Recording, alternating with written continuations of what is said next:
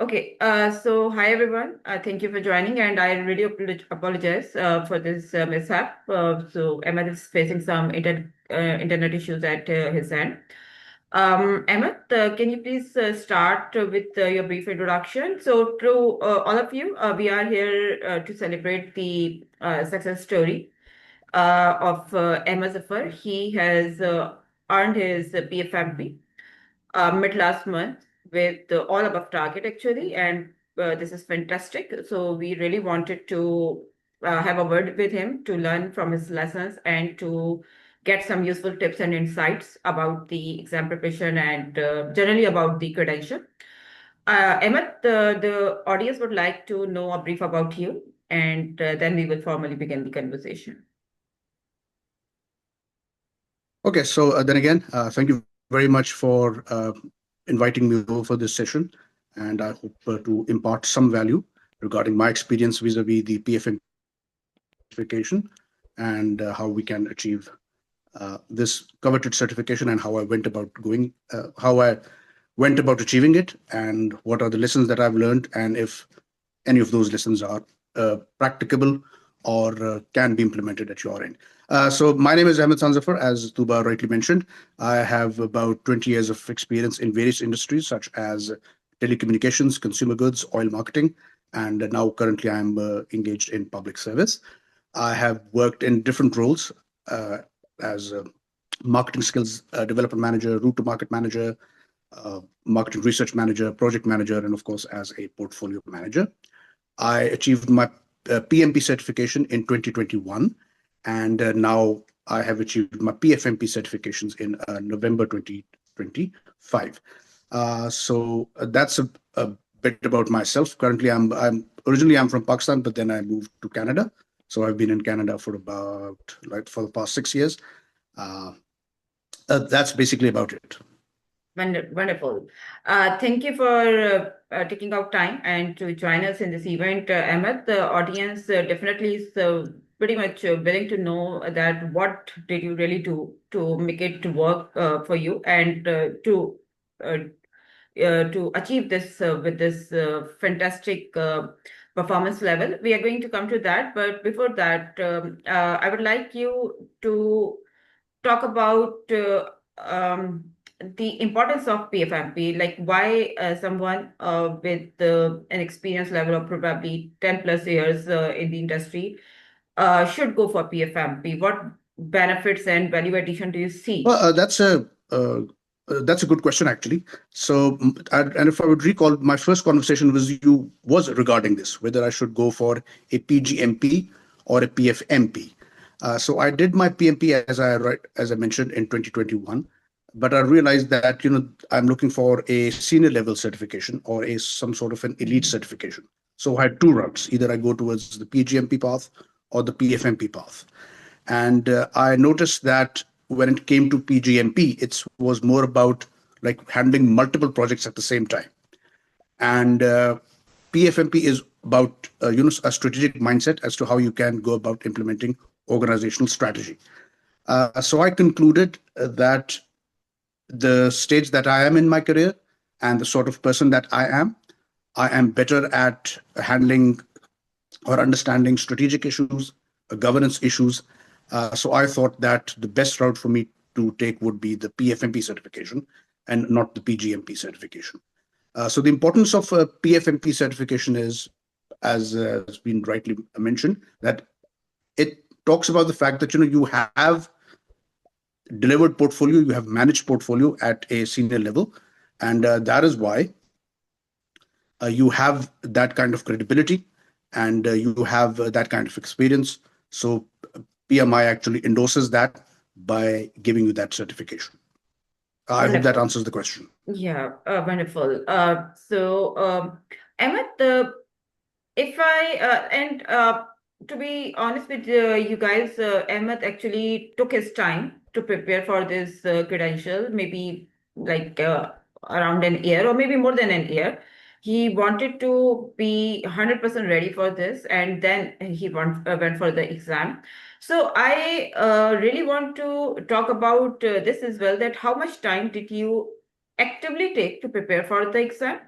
And what is your advice to the PFMP aspirants and those who are actively preparing for their exam in this capacity? I'm talking about the active preparation time that you took, maybe in weeks, months, or in days. That's a very good question. Basically, I took a lot of time in preparing the application because I got the application template and I saw that, okay, like how do I give a response which will resonate with PMI, and then they will be able to give me the sort of the assent or some of their concurrence so that I could go ahead and take the exam. So I took a lot of time in preparing the application, and there was a lot of to and fro with Tooba and myself that, like, this is what I'm thinking. And Tooba says, well, this is how you need to improve. This is where we need certain numbers. This is where we need a lot more meat and a lot more substance. So it was a lot of to and fro situation. And then once I submitted the application, that was in April of 2025. To be honest, I did not follow through with it. I became a bit slow. There were quite a few work issues going on. There was a little bit of traveling involved, and but when I ramped up my effort in September, so from September to November, like for 2 months, I had like totally ramped up my efforts. And within this, my father had also passed away in the Lillahi wa inna ilaihi raji'un. So my father passed away on October 20th. So that had an emotional toll on me as well. So here I was like ramping up my preparation, and on that, and the other hand, I had like an unbearable loss that I had to face. So it became a little bit of challenge, but then again, I just took the sort of advice that my father would have been able to give had he been around, and he would have said, it's just like power through, soldier on. And that's what I did. I just powered through and I soldiered on. And yes, I did grieve for him, and I still am grieving for him, and probably I'll continue to do so for as long as I live. But then again, and also the work issues and so on and so forth. So it was a bit tough on that from that perspective. But in a nutshell, to answer that question is that, when I ramped up my effort from mid-September to mid-November when I took the exam, I had just basically, of course, in jovial terms, of course, I was like doing my work and so on and so forth, and handling all the responsibilities which are associated with. But I had ramped up in September, so 2 months. Yes, I know. And this is like my advice to everyone who is aspiring or who is actively doing it or preparing it, that 2 months, 2 to 3 months is a very good period to prepare this credential with your job and family and other priorities going on. And we usually recommend a plan of 120 to 140 hours, which is more than enough to get that confidence. First of all, to get the necessary learning about the mindset of portfolio management as per the PMI expectation, as well as to get exam ready or to become, confident about your exam taking. And this is pretty much doable within 2 months' time, in our opinion as well. Ahmed, you achieved actually all above targets in the 5 domains, which is marvelous, and this is very rare as well. So passing the exam is, I mean, it's not that. I would say it's like surprising or like something which is rare, because people usually pass this exam, but with all above target, this is very, very rare or uncommon. So, what really made work for you, or what really you would suggest in this capacity? Like, what did you really do to make it work? Any advice, any one advice? Maybe you say that you read the standard, or maybe practice the mocks, or maybe have discussion with your mentors.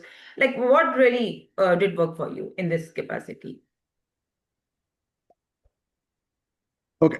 Well, thank you very much for the kind compliment. And it was a lot of, then again, it takes a village. So I like to publicly mention that it was a lot of support that came from you. and a lot of support that came from my wife. So you can't do this on your own. You need a lot of support. You need people to lean on, and thank God there were people available, which helped me achieve this certification with the sort of result that you rightly mentioned. So I'll take a bit of time here about my process. Now, first thing that we need to know is that PMI exams are not based on the standard. They are based on the exam outline, which is available on the website. And first thing that I did was that I went to the website, took up the exam outline, and I understood what the tasks were. So when it comes to the PfMP exam, when we talk about strategic alignment, we are talking about 8 tasks. When we talk about governance, we are talking about 5 tasks. When we talk about performance management, 10 tasks, risk 6, and communication 6. So first thing I did was that I read the task. Now within the task, it overlaps 2 processes, and it also alludes to a bit of techniques that need to be used. And then I asked myself that, okay, like this is the task, these are the techniques that we used. How did I do these things, A? Or if I did not do these things myself, how are these things done in the organization that I work with? So that is your starting point. Just understand the task. So once you've understood the task, once you have some sort of a brief idea, and just write it down. It can be in bullet form, it can be in sentences, whatever you're comfortable with. So once you have an idea that, okay, like this is how this task was done, or this is how I saw this task being done, then you start reading the standard. Like don't start off reading the standard. First, understand the task. Then you start reading the standard. And the standard actually, Jen, gives you the ideal practices. It tells you that, okay, like this is what needs to be done. This is what the document is called. So you may say, well, my organization called this document something different. For example, capacity and capability analysis. You can have a different name for that. Manage supply and demand. In our organization, it was called resource planning. So all those things you need to factor in. Then you realize, okay, this is what I did. This is how it is supposed to be done. And then once, so I read both the standards. I read the 3rd standard, and I also read the 4th standard. So I read both the standards, which helped me clarify my concepts. And then whenever I faced a query or an issue, I used to have some conversations with Tooba, not very long conversations, but very short, 10 to 15-minute conversations, so that, my mindset could be cleared. And then I also used to go to YouTube. There's an interesting resource, Elite Learning, where there's this gentleman, 𝗦𝘂𝗰𝗵𝗶𝗃𝗲𝘀, if I am correct. So he also has some tips regarding taking the PfMP exam. So I took those YouTube tutorials as well to clarify my concept. And once that was done, in the last month, I just did mock exams. And Tooba was very nice and generous regarding that. Like she gave me about I'm thinking like 1,200 or so questions, mock exams, which were made available to me. And then I did those mocks. And I realized that, okay, this is something which I can do. Initially, I faced challenge when I did the mocks, and I was scoring at around 20 to 30%. And I said to Tooba that, I don't think I'm well prepared. And then she said, no, you have to just go back listening to all the slides that she provided me. And then I read the slides, reread those slides, read the standard again. And then I started doing the mocks. And when I was doing the mocks, I was scoring at around 90 to 80%. And I said, okay, fine, now I can take the exam. One of the most interesting things that I would like to share is that I spoke to a few other people as well. And everybody told me that, other things are fine. You would face challenges when it comes to the governance questions. So governance is about 20% of the exam, and they said that governance is the most challenging section. But when I was read the governance section in the standard, and when I was doing the governance related mocks, I was I didn't find anything wrong with them. And I was just it was like a cakewalk for me. And I mentioned this to Tooba that, I'm not facing any challenges with governance. The challenges that I'm facing with are somewhat with performance and somewhat with risk management. And then that is when it hit me that there are certain things which you're good at. So, for example, I am good at making a governance plan. I am good at making sure that things are being done at the appropriate level. I am pretty good at making sure that the portfolio that I was managing was optimized. And then what is the information on what is the issues which need to be escalated so that we get so that we are able to make sure that the governance board is providing the oversight, and of course, is authorizing the components as and when they are needed. So that is the sort of person I am. You may be good at communication management. You may be good at risk management. You may be good at strategic alignment. So whatever you're good at, you will not face any challenges with those questions. But that doesn't mean that you just, like focus on those only. Focus, you have to, of course, you have to be prepared for the whole exam. But then again, there are certain things which you will be good at, so you will not face any problems. So, like, don't take my word for it. If I say, oh, governance is easy, it may not be easy for you. It's just like swimming or cycling. Either you know how to swim or you don't know how to swim. So if you know how to swim, you will be able to do well. And that just depends on your personality, your mindset. And when the exam diagnostics came out, like the detailed exams, I found out that, the only, like the domain in which I was bit of a, which I had faced a little bit of struggle was performance management. Like out of the 10 tasks, 3 of them I got like below target in the task only. But overall, I got above target. But there were 3 tasks in which, according to PMI, I need to focus more on. So that is my learning as well. So even when I took my PMP exam, I went into the details of the diagnostics, and then I saw that these are the sort of tasks that I need to work on more thoroughly and become a more effective individual. I hope that answers the question. It was a long-winded answer, but I hope it answers the question. No, this is fantastic, and of course, this is your journey. So we are here to learn from you, right? So anything that you can share and that would be helpful to the portfolio managers and the PfMP aspirants. One thing that I really found interesting. Of course, I'm aware of it, but I'm just saying it so that the audience also gets to know that you didn't learn or you didn't do this exam just to pass it or earn it. You did that to actually get the right essence as a portfolio manager. Like, if I am working in this organization in this particular role, which is a portfolio management role, what would I be doing or what I should have done, which probably could have made a situation better for the portfolio or towards the organization in the right way.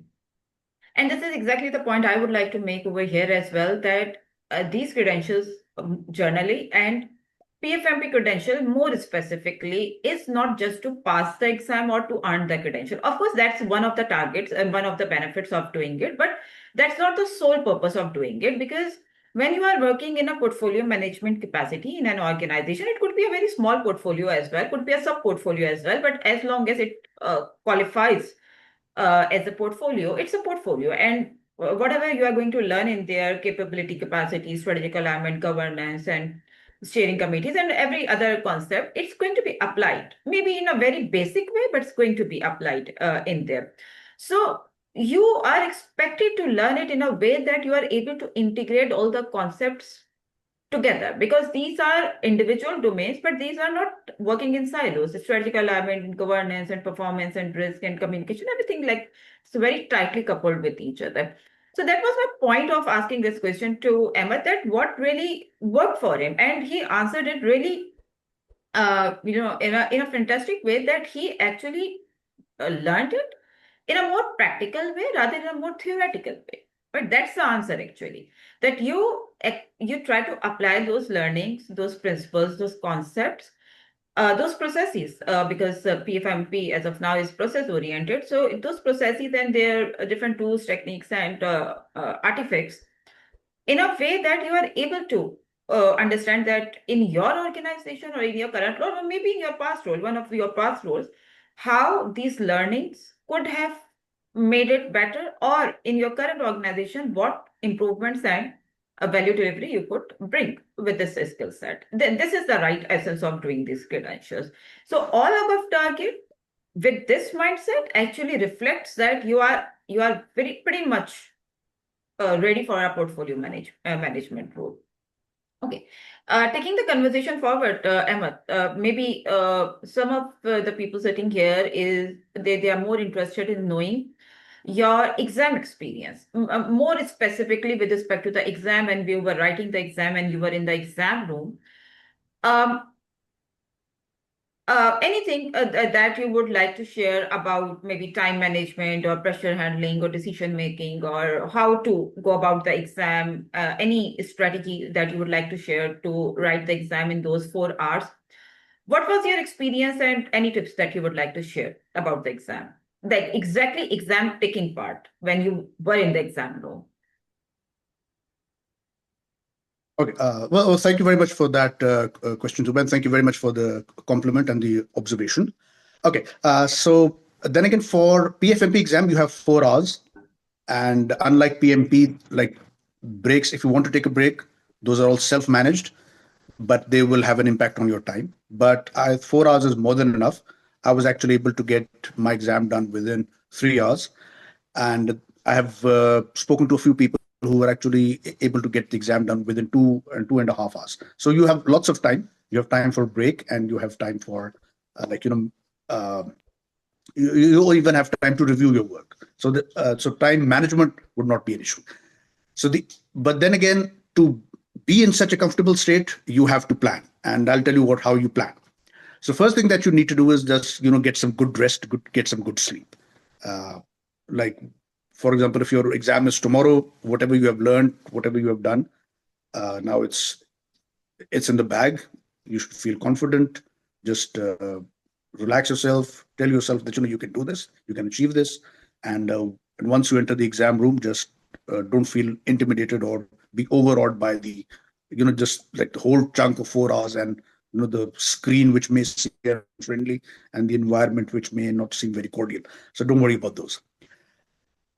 So and then what you do is just like have a plan. So my plan was that I should be able to get 80 questions done within 1 hour.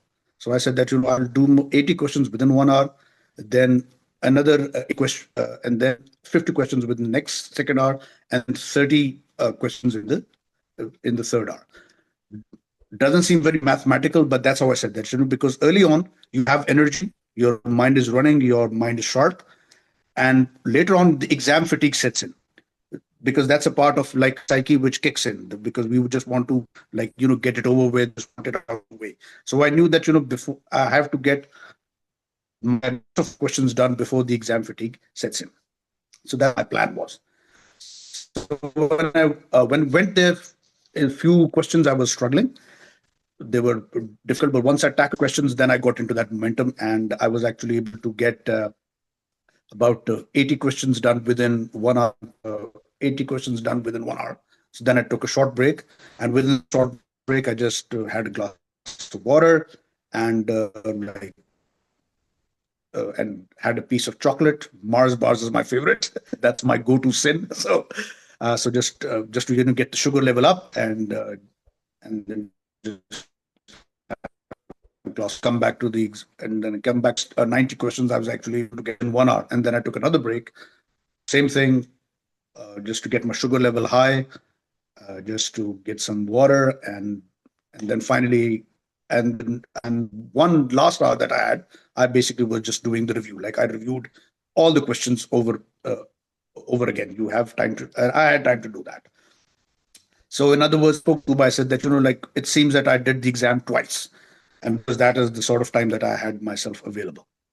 And now, when it's to taking all the questions, my approach is this. First, I just read the answers. Now, when you see the 4 answers, you will see that one of those, like of the 4, one of them would be an inaccurate statement. That's the norm. And then within the first 3 answers, then the rest 3 of the answers, you'll see, okay, 2 of them would be similar, 1 of them would be a bit different. Then you read just the last line. Normally in PfMP exams and even in PMP exam, I've seen that they have lots of, like the question seems very lengthy, like 7 or 8 sentences, but the essence or they're actually looking for is just mentioned in the last sentence. Then you read the last sentence. So sometimes what happens is that you just read cases, you are actually able to find out what the answer is, and then you go ahead and go with the best option. Now, sometimes you don't have that information. Then you read the whole question. Then you read the whole question, and then you ask yourself, okay, like which stage are they talking about? Which process I am in? So once you have that kind of idea that, okay, like this is the process that they're talking about, this is what they need to know. So then you give the right answer. Like there are certain things which are sacrosanct when it comes to portfolio management. Number one, like any answer which demands action from you is going to be the right answer. Any answer in which it seems that somebody is like passing the buck, that would be the incorrect answer. Second thing, any option which you seem looks unethical or does not look professional, that would be the wrong answer. PMI is very ethical, and I'm sure that's it's just a no-brainer that, of course, if any option doesn't seem unethical, if any option seems unethical or unprofessional, that would certainly not be the right answer. And thirdly, sometimes it happens that all the four answers are wrong, but then you have to say, okay, like they're not. Then you have to see like what is the best option. And I'll give you an example that I faced in this exam that I took. So, in the essence, the question was that that you are approached by certain senior management, and they want to know about the strategic plan for the portfolio. What document or artifact are you going to present to them? And the four options that I had were, one was project communication plan, portfolio communication plan, portfolio risk management plan, capability and capacity analysis, and portfolio roadmap. All four of them seem incorrect to you. You would say, well, if I want to talk about strategic plan, maybe I should share with them or maybe the portfolio strategic plan. But then I said, okay, look, so of these four documents, which would give the senior management the best idea of what strategy I'm pursuing vis-a-vis my portfolio? Then it hit me. It must be the portfolio roadmap plan. So then I went ahead with portfolio roadmap plan, and I'm almost 100% sure that that was the correct answer. So that is something that you need to do. That even if all the answers seem incorrect to you, just look what is the best option. Sometimes the reverse is also the same, that all the four options are correct. Like all the statements are valid and all of them are applicable to the situation at hand. But then you should go with, okay, like what is the best answer that I have to go with? And that, of course, comes through when you're doing those mocks. And if you have read the standard once or twice thoroughly, then you are able to like put two and two together. Okay, like this also seems correct, but this seems a better option. So that. I hope I've answered the question, but then again, I'm available or open to any follow-up. No, 100%. You actually answered it very correctly. This is exactly what the expectation is, and in the exam, they are not going to, provide the obvious answer choices and like among which you are able to, very rightly pick the correct answer. This is going to be very unlikely the case. Maybe in a couple of questions, yes, but not in the whole exam. And they are definitely going to trick you. They are definitely going to confuse you in a variety of different ways. And this is exactly what we term as exam experience. And you need to be ready for it, right? One needs to be ready for it ahead of time so that they plan it and they get mentally prepared for that because in the exam you are time bound. You are time bound for 240 minutes and you need to do everything in those 240 minutes. So you need to be ready for a lot of different things. Time management may not be that tricky in PfMP exam, but the other factors could be really tricky because some of the answer choices are so close to each other and they all look correct. At times, they all look the same as well. And you need to be very, very careful about certain terminologies, certain keywords in the exam. And for that, of course, a lot of practice is needed, which is going to be done by the mock exams. Okay, Ahmed, one other thing that I would really talk about, which you briefly mentioned in the beginning as well, the application process. So in case of PfMP, I personally believe that application is pretty demanding, and at times delegates are not able to understand and estimate the right effort needed to come up with those experience summaries and to fulfill the PMI's expectation to be more specific. So I know you have already talked about it that you actually spent some time on the application thing. But what advice would you like to give to the delegates about the application process, like some considerations in that capacity, the right expectation, how they should be writing it, and maybe hiring an expert or a mentor is also a good advice, because this type of writing is not everybody's forte. So anything that you would like to say about the application process?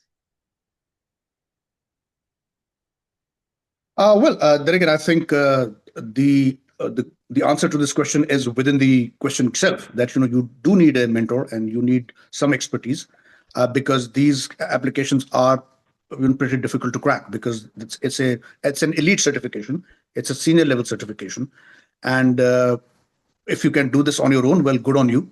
But you do need expertise, and I was very fortunate that I had a mentor such as yourself, that you were actually able to guide me through the application process. Uh, but then again, but when it comes to the application itself, it basically has 6 sections. The first section is just you have to introduce the portfolio. So you talk about like what the portfolio that you were managing was all about, and how it overall like fitted within the overall corporate strategy that you were managing, and how were you contributing to the overall goals of the organization. So that is the one bit. Second bit is that uh, for every uh, for every domain you have 2 options. You can and they have and it's just a very valid statement that like, for example, when it comes to strategic alignment, the question would be like, created a roadmap for the portfolio and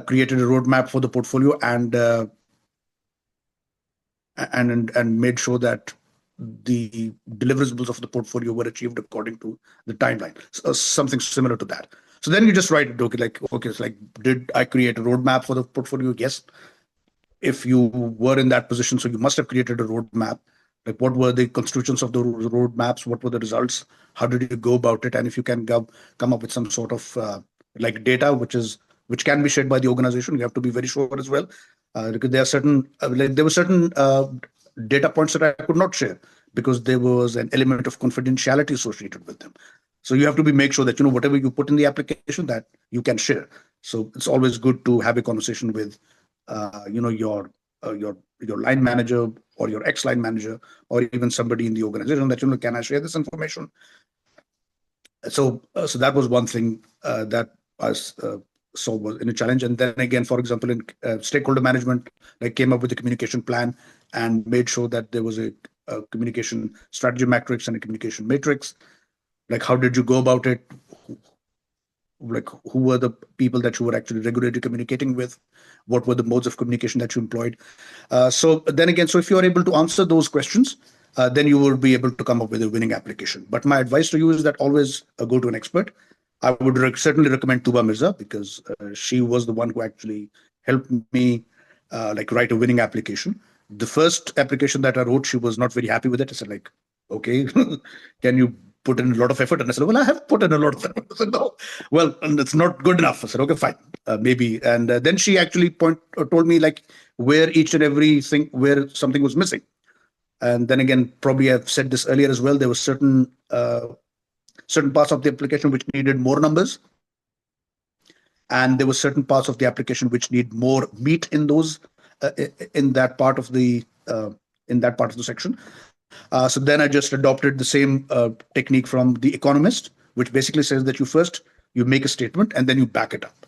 So, for example, you can say that I was actually able to achieve 16% growth in revenue through like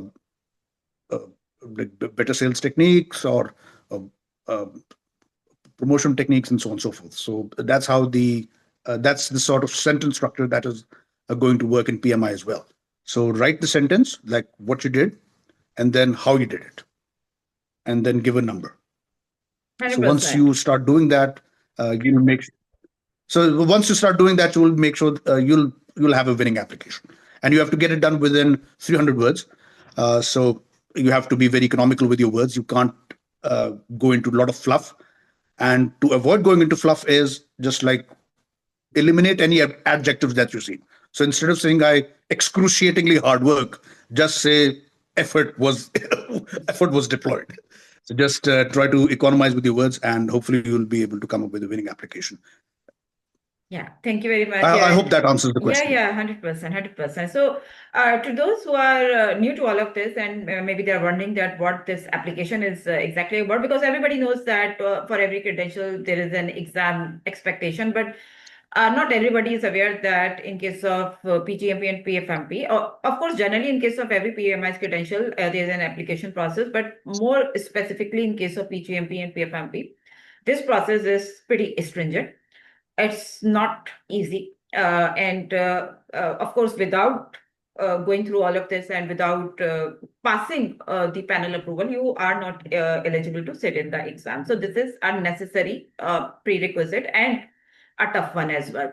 So the application process is actually an affirmation of your eligibility fulfillment for this credential. And when I say eligibility, it means that that criteria, that passing criteria that PMI has established for the PfMP aspirants, they need to pass that first in the application process, and only then they are allowed to sit in the exam. So that criteria says that you need to have at least 8 years of overall business experience in the industry, with a more focused 4 years of portfolio management experience if you have a 4 years professional degree with your bachelor's, master's, or any degree higher than that. If you don't have that degree, then they would need more experience in the portfolio management capacity, and that is 7 years, right? So you need to, and that requirement fulfillment is via a subjective process, where within the 6 sections, you need to demonstrate yourself as a portfolio manager within one portfolio, multiple portfolios, depending on how long your tenure in the organization was. And with that, you need to answer to certain specific questions in the 5 domains of PfMP curriculum, which is strategic, governance, performance, risk, and communication. So there are a lot of expectations in there. They want you to write it in first person. They want your achievements in that portfolio to be highlighted. They want you to be more quantitative along with qualitative wherever needed. And they want you to talk about your value delivery to the organization under that portfolio umbrella. Of course, a lot of PMI jargons with respect to portfolio management are also needed to make that application through. So a lot of different considerations are expected to be there when you are writing your experience summaries. Of course, you can take the help of ChatGPT or generally, the platforms like LinkedIn and Reddit and all. There's a lot of insights and tips available. However, I would also like to mention that if your application process is rejected, particularly from panel review, which is a second approval, then you may be in trouble, because they actually make sure that you suffer after that, right? So application needs to be through in the first attempt. This is very, very much needed to keep your morale high in this overall journey. Anyways, let's take the conversation forward. So, Ahmed, you opted for our PfMP self-paced course under the on-time training and consultancy banner. And like I mentioned, he opted for that more than a year ago, and he took all this time to get that confidence for the exam and to ensure his readiness for the credential.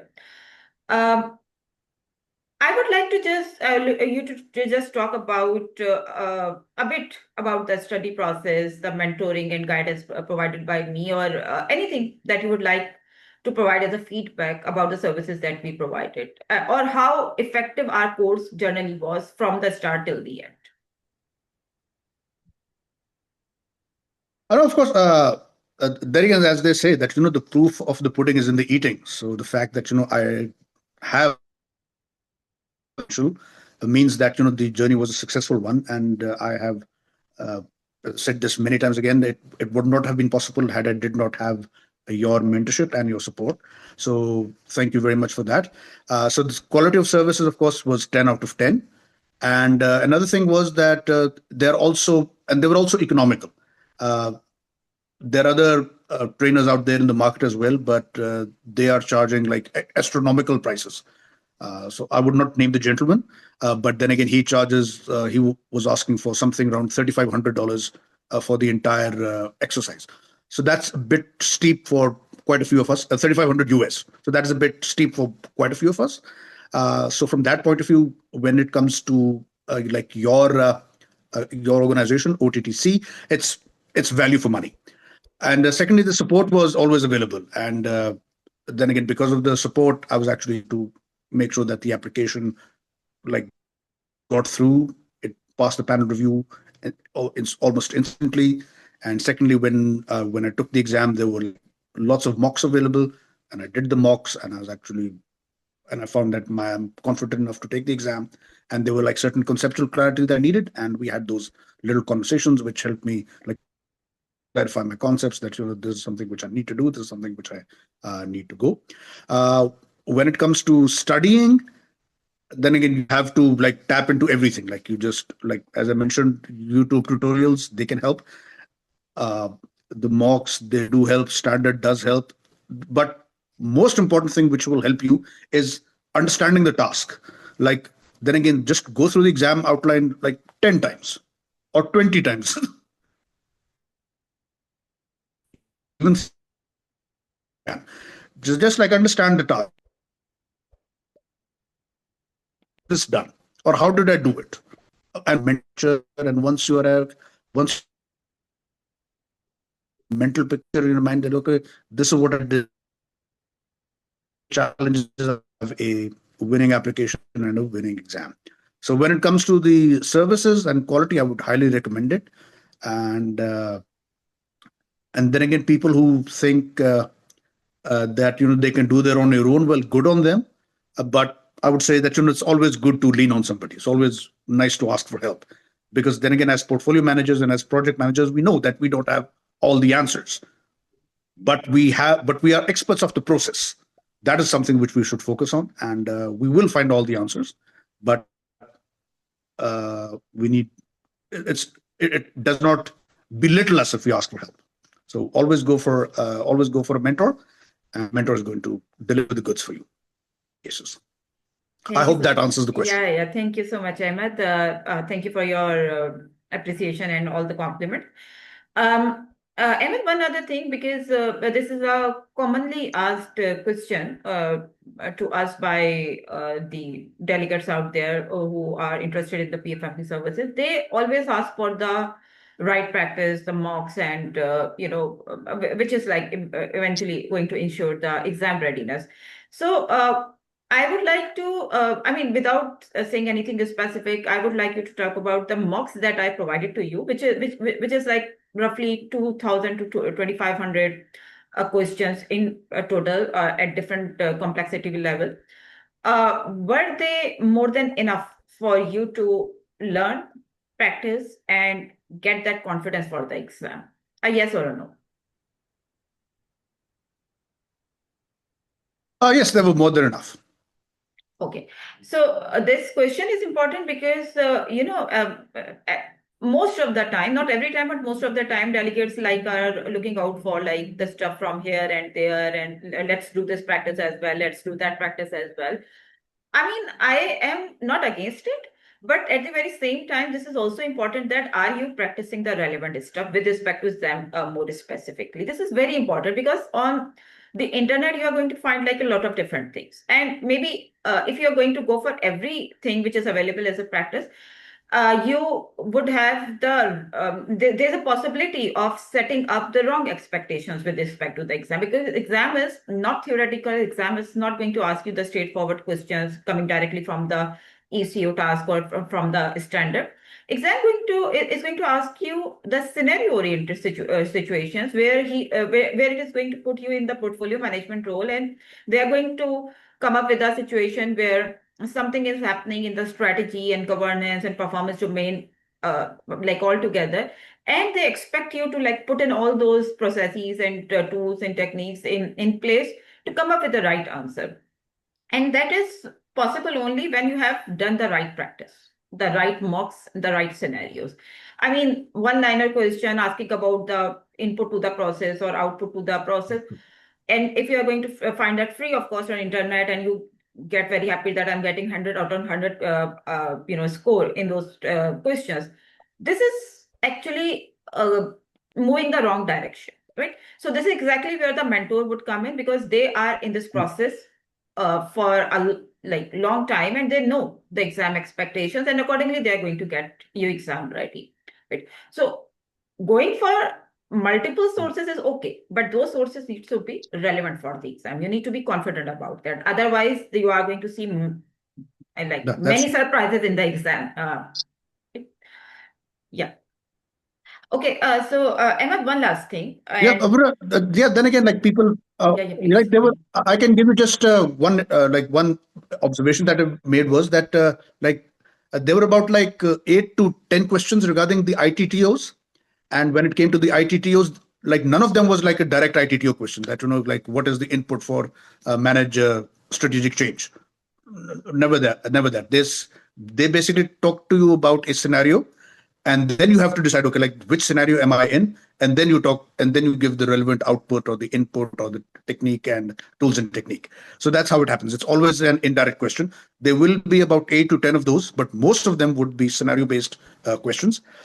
There were about 3 or 4 numerical questions as well. And then there was the classic question about the portfolio composite index. So there were 2 questions regarding portfolio composite index. There were 2 questions regarding impact and probability when it comes to like the risk management technique. There was 1 question regarding the Monte Carlo technique. There was 1 question regarding in which you have to like point out the interquartile range, like the sensitivity analysis. So it basically you got tested across all the domains. So so if you have to achieve the certification, you have to be prepared for all the domains, and you won't get a simple, straightforward question. That does not happen. Not in PMI, and certainly not in any PMI exam, and certainly not in PfMP exam. 100%. And one other thing is, which is again a frequently asked question to me, that are we supposed to be like memorizing these processes and input and tool and technique? And the answer is a big no. You are not supposed to be memorizing anything by heart, at least for the exam, because they are not going to directly ask you with a straightforward question that this is the process, what's the input. I mean, of course, no. The level of the credential PfMP is, the expectation is way beyond that. Of course, they are going to ask you about the process and about these ITTOs, but in a very situational way, not in a direct way. So this is not an exam of your memory testing, or anything which you know but you don't understand. 100%. The exam is going to be contextual, and based on a slight variation in context, the answer is going to change. So you don't know the answer to anything before the exam. You are going to get to know based on your knowledge and your integrated view of portfolio management right in the exam. So, Ahmed, in the interest of time, I need to wind up the session. Thank you very much for joining in and to provide such useful insights. I really enjoyed this conversation. In the end, would you like to advise anything to the PfMP aspirants, to the portfolio managers, and any word of advice is going to be useful to them? Well, thank you very much, Tooba, for the session, and I apologize for the connectivity issues. Then again, I don't think I am qualified to give any advice, so to speak. I can just talk about my experiences and my learnings, whatever, and they're just strictly applicable to me. If there's something which you can glean or something which you can extract from this, that's fine. So I would not give any advice, but I would just say that I would encourage that if you think that you have that kind of experience and you have delivered the kind of results, and if you have managed a portfolio, please go for the certification.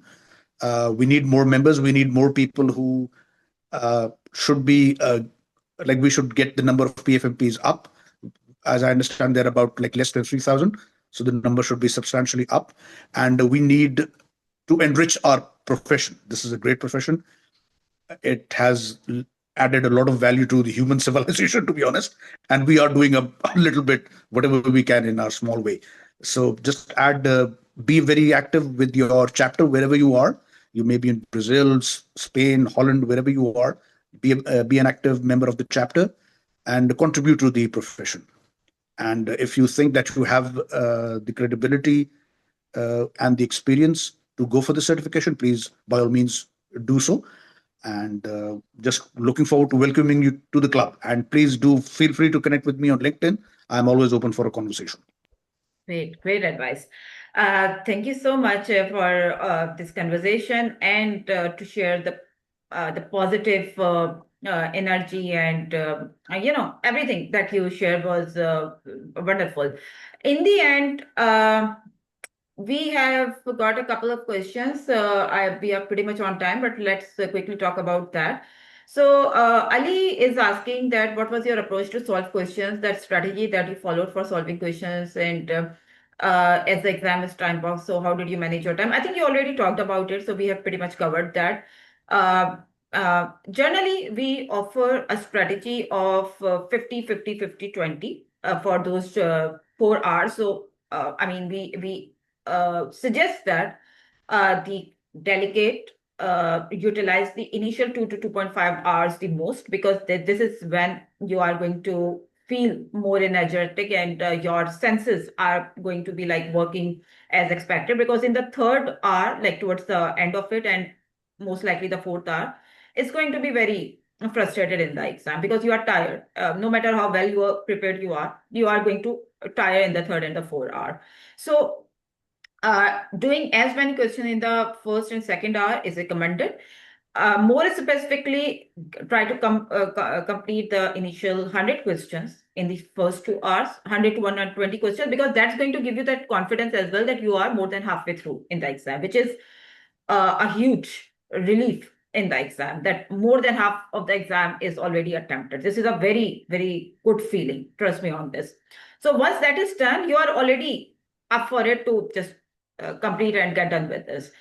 And one other thing is that per question, generally throughout those 240 minutes, one should not be taking more than 60 to 70 seconds. If you are well prepared, trust me, this is going to be the case that you are going to be attempting the question within 60 to 70 seconds, which is going to manage the time exactly the way I just talked about. So this is a very good strategy in the exam. And of course, they are going to test your nerves in a variety of different ways. They are going to confuse you. They are going to make you freak out. They are going to doubt your concepts and your practice and exam preparation. They are going to do all of that because, of course, this is what the exam is for. But you need to be knowing that this is a trap and you need to keep going. Right? Until and unless the exam is not announced, nothing is 100% specific. Laura is asking that, did you get any books to prepare? Emma, this is a question for you. No, I did not. Then again, I just read the standard.